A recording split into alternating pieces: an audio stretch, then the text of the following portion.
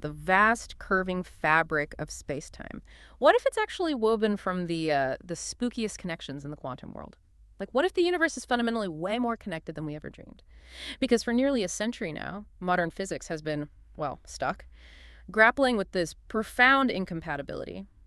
On one side, you've got Einstein's general relativity. Gravity is smooth, curved space-time, ruling the big stuff. And on the other, quantum mechanics. All probabilities, discrete bits, and this, frankly, bizarre non-local weirdness, this great divorce. It's more than just a gap. It's like a deep conceptual chasm. But here's where it gets really interesting. The seeds for maybe fixing this. They were sown in one year, 1935, and by the same guy, Albert Einstein, co-authored two major papers that year with colleagues.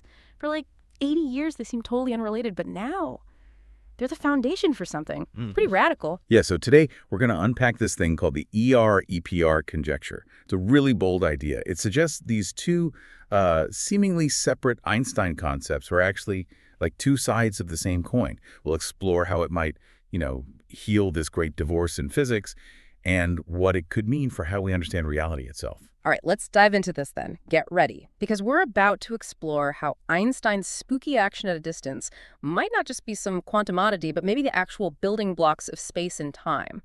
So before we try and glue these two ideas together, maybe let's look at them one by one. They both came from Einstein, sure, but he had totally different reasons for each. Let's start with the geometry side. Einstein-Rosen bridges. Wormholes. Right, and these, well, people often call them wormholes now. Right. But they didn't start out as science fiction, not at all. They actually came from Einstein's discomfort with singularities, these points of infinite density that general relativity predicted inside black holes. So in 1935, Einstein and Nathan Rosen, they worked out this mathematical transformation of the standard black hole solution. Their goal was really to get rid of those infinities. And what they ended up with was a description of two sort of flat sheets of space-time connected by a narrow bridge or throat. Oh, okay. So Einstein's bridge wasn't really about zipping across the galaxy like in the movies. It was more like a mathematical fix for infinities. Exactly. Yeah, they're trying to build a theory purely from continuous fields, avoid the math blowing up. But the modern view, thanks largely to John Archibald Wheeler, he actually coined the term wormhole, is that these original ER bridges are, well, fundamentally unstable. And crucially, you can't travel through them, non-traversable. If you tried to send even light through, it would just collapse instantly. So no causal connection is possible. People often describe them as linking a black hole where stuff only goes into a hypothetical white hole where stuff could only come out. Got it. So like seeing a doorway to another room, but it slams shut the instant you even peek through. Tantalizing, but yeah, useless for actually going anywhere. Now flip to the other side of 1935. That same year, Einstein, Podolsky, and Rosen published this other huge paper, and its title was pretty provocative. Can quantum mechanical description of physical reality be considered complete? A direct challenge to quantum theory. And they had this EPR criterion of reality, right? Which basically said if you can know something about a system for sure without poking it, then that something must be real. Seems logical enough. It does, on the surface. So they imagine this scenario. Two particles created together, perfectly linked or entangled. Alice gets one, Bob gets the other, far apart. If Alice measures, say, the position of her particle, she instantly knows Bob's particle's position without disturbing Bob's particle at all. Or if she measures momentum, she instantly knows Bob's momentum. But here's the paradox. Quantum mechanics itself, through the Heisenberg uncertainty principle, says you can't know both position and momentum precisely at the same time for a single particle. So EPR argued, well, if we can know either one precisely through this entanglement trick, then both must be real existing properties of the particle, which would mean quantum mechanics is incomplete. Einstein famously hated this. He called it spooky action at a distance. Spookhafte Fernwirkung. He thought there had to be some underlying hidden variables doing the work locally. But that's not how it played out, is it? This paradox didn't really sink quantum mechanics. No, quite the opposite. Eventually, for decades, it was more philosophical. But then John Bell, in 1964, he figured out a way to actually test it. He came up with these Bell's inequalities, maths that any theory based on local realism, Einstein's view must obey. But quantum mechanics predicted entanglement would violate these inequalities. And then the experiments started coming in from the 70s onwards, crucially Alain aspects in 82. They just unambiguously violated Bell's inequalities. Quantum mechanics was right. Nature, it seems, really is non-local. Entanglement is real. Though it's important there's this no signaling theorem. It means you can't actually use entanglement to send messages faster than light. So causality is safe. Okay, wow. So we have these two incredibly weird ideas, both from Einstein in 1935. One's a geometric bridge you can't cross. The other's a spooky connection you can't use for messages. Both seem to protect causality in their own weird ways. But they stayed totally separate fields for decades, so what if they're not separate? Exactly. That's the core of the ER EPR conjecture, put forward by Juan Maldacena and Leonard Susskind in 2013. The proposal is startlingly simple, in a way. The spooky quantum connection of an entangled EPR pair is the geometric connection of an Einstein-Rosen bridge. They are the same thing. In the clearest example, they propose that two maximally entangled black holes are, in fact, equivalent to a single eternal black hole geometry that contains an ER bridge. And the intellectual foundation for this really comes from something called the holographic principle, specifically the add-SCFT correspondence. Add SCFT. Okay, that sounds super complex. Yeah. Can you maybe give us a simpler way to think about what this correspondence actually is? How does it link gravity and quantum stuff? Sure, think of it like a hologram. You know how a 2D holographic plate can store all the information for a 3D image?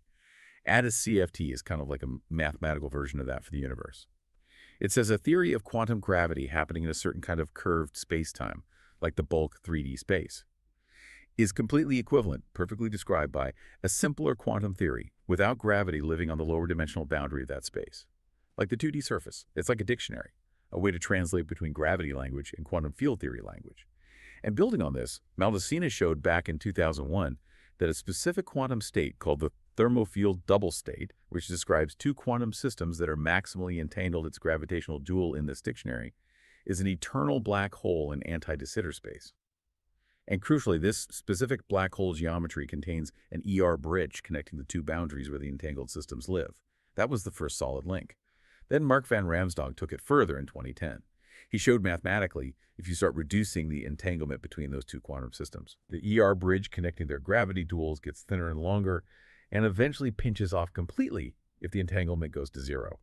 His conclusion was pretty profound. The very connectivity of space-time itself seems to emerge from quantum entanglement. It's like entanglement is the glue. Wow. Okay, hold on. Entanglement isn't just some weird quantum thing. It's literally the glue holding space-time together. That feels like a monumental shift in thinking. It is. It suggests the structure of reality is constantly being, woven at this quantum level. And this wasn't just some abstract idea. A big reason EPR gained traction was because it offered a potential solution to a major headache in physics, the black hole firewall paradox. Ah, the firewall. That sounds like it grew out of Hawking's original information paradox, right? The idea that black holes might destroy information when they evaporate? Exactly. Hawking showed black holes radiate. But this Hawking radiation seems purely thermal, random. It doesn't seem to carry any information about what fell in. So as the black hole evaporates away, the information looks like it's just gone, which violates a core principle of quantum mechanics called unitarity. Unitarity. That's basically the rule that information can't be created or destroyed, right? Like the universe's cosmic undo button always has to work. Pretty much, yeah. Information has to be conserved. So the AMPS paradox, named after Almeri, Merolf, Polchinski, and Sully in 2012, really sharpened this problem. They used another quantum rule, monogamy of entanglement.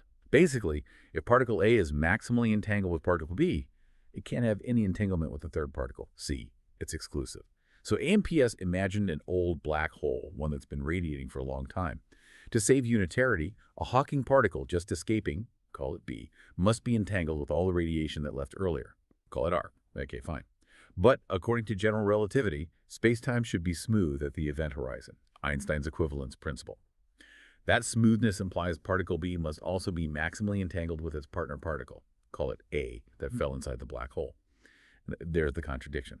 B has to be entangled with R to save information, and with A for a smooth horizon. That violates monogamy. It can't be entangled with both.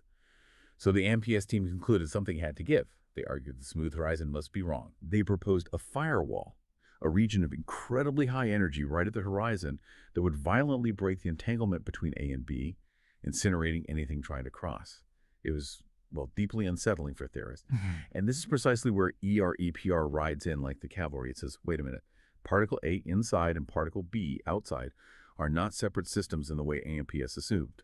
They are the two mouths of a single wormhole, an ER bridge. The entanglement between A and B is the wormhole. So when B is entangled with the radiation R, it's not particle B alone, it's the whole AB system, this single geometric entity connected by the wormhole that's entangled with R. Monogamy isn't violated. The paradox dissolves. You can have your information conservation and your smooth event horizon.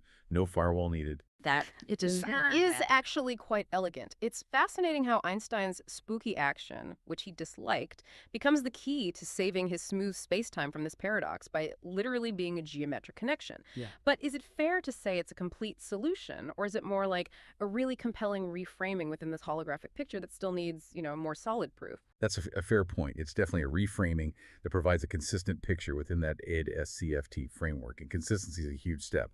But yeah, finding more direct evidence is crucial. Which brings us to the support for ER EPR, beyond just solving paradoxes. One of the strongest pieces of evidence actually comes from looking at entropy, entanglement entropy. The conjecture makes a very specific quantitative claim. The amount of entanglement entropy between the two systems connected by a wormhole should be related to the geometric area of the narrowest part of that wormhole's throat. Now here's the test. Entanglement entropy in quantum theory has to obey certain mathematical rules, these inequalities. There's subadditivity, the triangle inequality, and a really important one called strong subadditivity, or SSA. So the question was, does the geometric entropy calculated from the wormhole area also obey these purely quantum rules? And remarkably, in 2013, Susskind, Maldacena, and others showed that yes, it does, especially the tricky SSA inequality. This wasn't guaranteed at all. Why should a geometric quantity from classical gravity care about these subtle quantum information rules? The fact that it works provides pretty powerful, though indirect, evidence that there's something deeply right about the connection. If it had failed this test, the conjecture would have been in serious trouble. And, as we mentioned, the EDS-CFT correspondence is like the laboratory for testing these ideas, the Rosetta Stone. There's ongoing work making this dictionary more precise. For example, recent research, like a 2024 paper by Xinjiang and colleagues, they've shown how you can actually derive geometric properties of the wormhole, like its shape or metric, directly from the detailed structure of the entanglement in the quantum state on the boundary. It's about building that precise map between quantum entanglement features and space-time geometry features. Okay, and what about that point you made earlier about how both wormholes and entanglement seem to forbid faster than light travel? Is that just a lucky coincidence, or does ERPR see a deeper link there? Yeah, the causality protection. It's definitely seen as more than just coincidence. It's considered a profound concordance.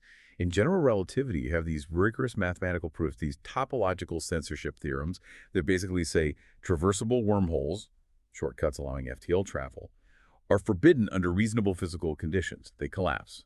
Causality protected.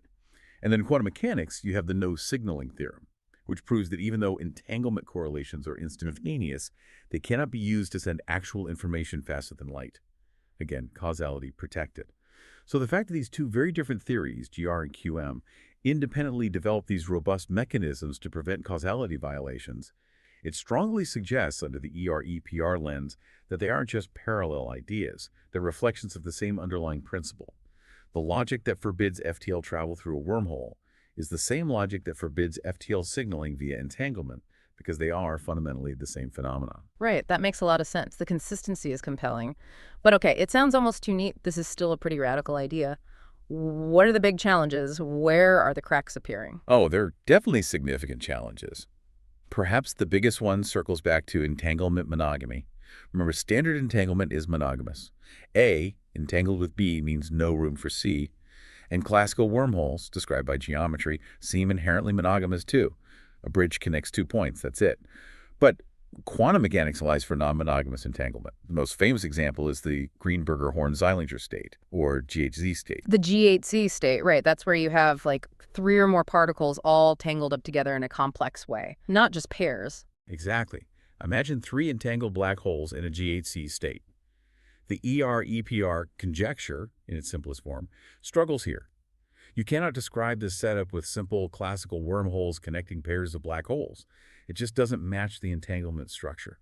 So this is a powerful counterexample. It tells us that if space-time geometry is emerging from entanglement, it can't just depend on the amount of entanglement, like the entropy.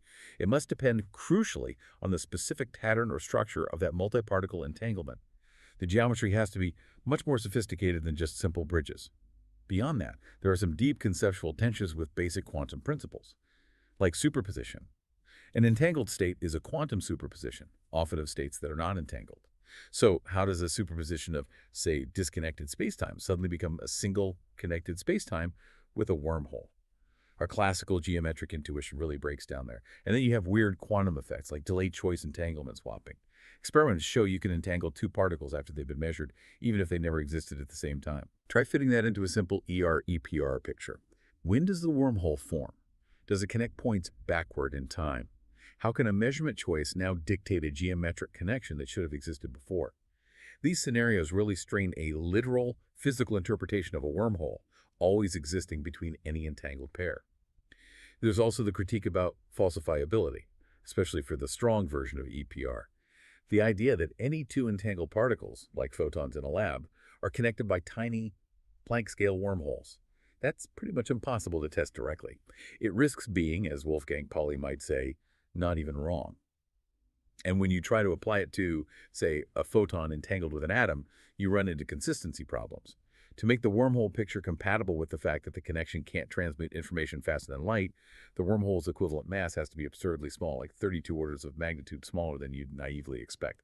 So it's interesting. You see a lot of excitement in quantum gravity and string theory circles, but maybe more skepticism from folks in quantum information or quantum foundations, who really focus on these tricky quantum phenomena that don't easily fit the simple geometric picture. Okay, so definitely not a done deal. Lots of hurdles. But let's step back for a second. Despite these challenges, if ER EPR turns out to be fundamentally right, or even partially right, the implications are just staggering. What would it really mean for how we see the universe? The most profound implication, really, is that spacetime as we know it isn't fundamental. The smooth, classical geometry of general relativity, that would be an emergent phenomenon, a macroscopic approximation arising from a deeper underlying quantum reality. And the fundamental threads weaving this spacetime fabric, that would be quantum entanglement. Without entanglement, spacetime itself would essentially dissolve or atomize into disconnected points. This completely flips the script on finding a theory of quantum gravity. Instead of taking gravity and try to quantize it, ER-EPR suggests we should start with quantum mechanics and try to gravitize it, derive gravity and spacetime from quantum entanglement. So if spacetime emerges from entanglement, could this give us a new way to visualize or maybe even interact with some of these really abstract quantum concepts? You mentioned quantum teleportation earlier. Absolutely. It provides a potentially powerful new intuition. So, yeah, quantum teleportation, the process of sending an unknown quantum state from Alice to Bob, using a pre-shared entangled pair and a classical message in the ER-EPR picture, this is seen as being dual to sending information through a traversable wormhole. The initial entangled pair corresponds to the standard non-traversable ER bridge. The classical information Alice sends to Bob acts like a pulse of negative energy that briefly props the wormhole open, making it traversable just long enough for the quantum state to get through. This isn't just an analogy either. There was that big experiment in 2022 using Google's Sycamore quantum processor. Right, but just to be super clear for everyone listening, they didn't actually make a physical wormhole in their lab, did they? No, absolutely not. That's crucial. They used their quantum computer to simulate a very simplified quantum system that, according to the ADS-CFT dictionary, has a gravitational dual, which is a wormhole. They then performed the steps equivalent to quantum teleportation on their processor. And they observed that the way the quantum information flowed through their simulated system, it precisely matched the dynamics you'd expect for a signal actually traveling through the corresponding wormhole geometry in the gravity theory, including features like information scrambling on one side and unscrambling on the other. So it's not a real wormhole, but it's a landmark demonstration of using a quantum computer as a lab to probe the dynamics of quantum gravity and ER-EPR. And the potential implications ripple out even further. There's some quite speculative ideas connecting ER-EPR to cosmology. One idea is that as black holes evaporate via Hawking radiation, they become entangled with the surrounding universe. ER-EPR suggests these connections are wormholes. Could the energy associated with these vast numbers of cosmic wormholes contribute to the vacuum energy, the cosmological constant, that's driving the accelerated expansion of the universe? Maybe. It's very speculative. And even in areas like condensed matter physics, while not a direct application of ER-EPR itself, the underlying holographic framework, AD-SCFT, is already a tool used to study complex quantum systems, like superconductors. Insights from ER-EPR about entanglement structure could potentially inspire new ways to think about those materials too. So where does that leave us? I think the ER-EPR conjecture is genuinely one of the most audacious, stimulating ideas in fundamental physics today. It offers this radical unification, suggesting spacetime itself isn't the bedrock of reality, but an emergent property woven from the connections of quantum entanglement. Yeah, and it's not just some philosophical flight of fancy. It's grounded in the mathematics of holography, add SCFT. And it does seem to offer real explanatory power, like resolving that tricky firewall paradox. But as we've discussed, it's definitely not without its problems. Big questions remain about how it handles complex multi-particle entanglement, those tricky causality issues, and even how you'd ever really test it directly. Absolutely. The path forward really involves moving beyond the kind of catchy slogan ER EPR. Yeah. Researchers need to develop much more precise mathematical formulations. Yeah. We need to really understand the geometry associated with complex patterns of quantum correlations, not just simple pairs. And ultimately, of course, the dream is to find some potential observational signature, maybe in cosmology, or perhaps even in an experimental test, though that seems incredibly challenging right now. Maybe the biggest value of ERPR, at least for now, isn't whether it's perfectly true in its current form. Maybe its real power is as this incredible catalyst for thought. It forces us to confront the absolute deepest questions. What is space? What is time? What is information? And it suggests this possibility that the solid seeming reality we perceive is actually built from something much stranger, much more ghostly, and interconnected the quantum realm. So think about that. What stands out to you about entanglement literally building space-time? What other questions does this whole deep dive spark in your mind? Keep exploring, keep asking those questions, and definitely keep diving deep with us.